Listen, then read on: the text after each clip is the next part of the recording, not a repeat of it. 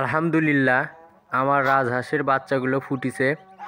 রাজহাঁসের ডিম থেকে বাচ্চাগুলো ফুটে গেছে। তো আসসালামু আলাইকুম, সবাই কেমন আছেন? আপনাদের দোয়ায় আল্লাহর রহমতে আমিও ভালোই আছি। তো আজকে চলে আসলাম আমার রাজহাঁসের ভিডিও নিয়ে।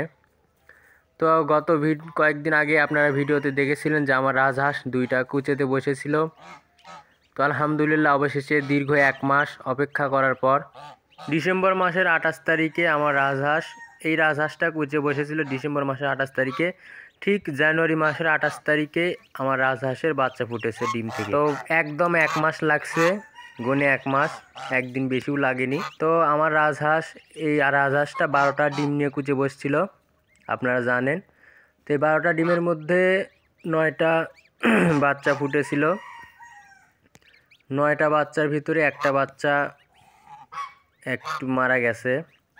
মানে ওই বাচ্চাটা সমস্যা ছিল, নাভি পড়ছিল না, সেই নাভির কারণে ওই বাচ্চাটা মারা গেছে কিছুক্ষণ পরে। আর এখানে আছে 8টা, মোট 8টা। আল্লাহর রহমতে বাচ্চাগুলো ভালোই আছে। আজকে 5 দিন বয়স হচ্ছে বাচ্চার। মোটামুটি বাচ্চাগুলো ভালোই আছে। ওদেরকে খাবার দিছি, ওরা খাচ্ছে, দেখেন।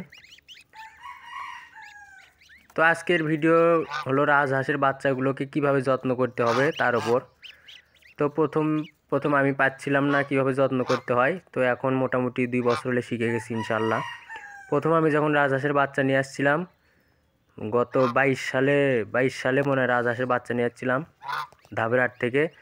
তখন আমার বাচ্চাগুলো সব মারা গেছিলো, কারণ তখন আমি প্রথম নতুন, আমি জানতাম না যে কীভাবে এর যত্ন করতে হয়, কিভাবে টেক কেয়ার করতে হয়, সেটা জানতাম না, যার কারণে এই বাচ্চাগুলো মারা গেছে। আর এখন নিজের বাড়িতেই বাচ্চা হচ্ছে, নিজেই টেক কেয়ার করতেছি। এখন মাশাল্লাহ, এখন আল্লাহর রহমতে বাচ্চাগুলো টিকে যায়, কোনো সমস্যা হয় না।